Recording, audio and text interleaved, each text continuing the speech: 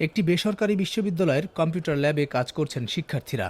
গবেষণার কাজ, assignment report লেখা কিংবা অনেকে পরীক্ষার প্রস্তুতিও নিচ্ছেন এখানে বসেই। এদেরই একজন আকিব আহমেদ। পঞ্চম সেমিস্টার ফাইনাল পরীক্ষা চলছে তার। উচ্চশিক্ষার জন্য আকিব ঢাকা এসেছেন রাজশাহী থেকে। প্রত্যেক সেমিস্টারে 20,000 টাকা করে দিতে হয়। দেন আবার কিছুদিন পর আবার আমি যদি 3টা সাবজেক্ট নেই তাইলে আরও 30,000 টাকা দিতে হয়। প্রত্যেক মাসে একটা ছেলের পিছে 50-60,000 টাকা বেয়ার করা। আমি না, এখানে আমার চেয়ে আরও অনেক গরিবে অনেক গরিব স্টুডেন্ট পড়ালেখা করে। তো এখানে পড়তে একটু হিমশিম খেতে হচ্ছে, একটু না ভালোই হিমশিম খেতে হচ্ছে। ক্যাম্পাসের খুব কাছেই একটি মেসে থাকেন আকিব। আকিবের রুমমেট মাসুম এসেছেন নোয়াখালী থেকে। সেমিস্টার ফি হচ্ছে 54,000 এখন, মানে মোট হচ্ছে 12টা সেমিস্টার করতে গেলে আপনাকে ইটস লাইক 7.5 লাখ টাকা দিতে হচ্ছে। 7.5 লাখ, ওই টাফ, মিডল ক্লাসের জন্য টাফ অনেক। আমি এসেছি ঢাকার ধানমন্ডি এলাকায়। এখানে এই সাত মসজিদ রোডে রাস্তার দুই পাশে 8 থেকে 10টি বেসরকারি বিশ্ববিদ্যালয়ের ক্যাম্পাস। বিশ্ববিদ্যালয় মঞ্জুরি কমিশনের হিসেবেই এ ধরনের প্রাইভেট বিশ্ববিদ্যালয়গুলোতে দেশের 63% শিক্ষার্থী উচ্চশিক্ষা নিচ্ছে।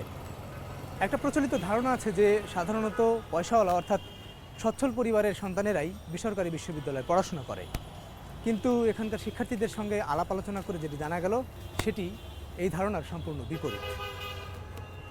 আমাদের সাথে অনেক ক্লাসমেট আছে যারা গ্রাম থেকে আসছে, ওদের ফ্যামিলি অনেক আছে যারা জমির ধান বেচে যারা টিউশন ফি দেয়। সামর্থ্য বিষয়টা ম্যাটার করে, কেউ আসলে ইচ্ছা করে আসে, আবার কেউ অনিচ্ছায় আসে। আমরা এক প্রকার বাধ্য হচ্ছি প্রাইভেট ইউনিভার্সিটি পড়তে, যেখানে টিউশন ফিসের কোনো সুনির্দিষ্ট কাঠামো নেই, হু হু করে বাড়ছে। প্রাইভেট বিশ্ববিদ্যালয়গুলোকে অলাভজনক বলা হলেও শিক্ষার ব্যয় এত বেশি কেন? কস্ট মানে বেশি বলছেন কিসের তুলনায় আমি ঠিক বুঝছি না। প্রাইভেট ইউনিভার্সিটির টাকাটা দিচ্ছে ওই ছাত্রছাত্রীর মা বাবা বা গার্জেন, আর ঢাকা ইউনিভার্সিটি বা পাবলিক ইউনিভার্সিটি কেসে দিচ্ছে ট্যাক্স পেয়ার্স। অধ্যাপক ইমরান রহমানের সঙ্গে কথা হচ্ছিল উচ্চশিক্ষায় ভ্যাট আরোপ এবং শিক্ষার মান নিয়েও। No, VAT should be completely zero. Education is not a commercial purpose.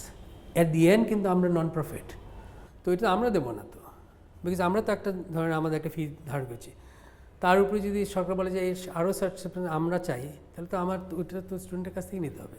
84-এর মধ্যে তো সব তো টপ কোয়ালিটি না। সিমিলারলি পাবলিক ইউনিভার্সিটি কি সব ঢাকা ইউনিভার্সিটি?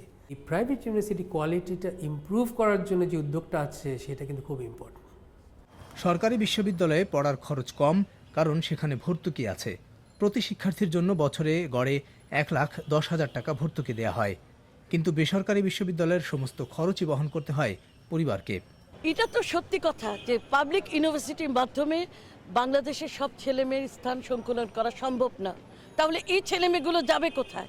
যে একজন পিতামাতার 3টা ছেলেমেয়ে যদি বিশ্ববিদ্যালয়ের ছাত্রছাত্রী হয় বা 2টো ছেলেমেয়ে, তাদের উপর ভ্যাট আরোপ করে তাদেরকে নিরুৎসাহী করা হচ্ছে শিক্ষা গ্রহণে।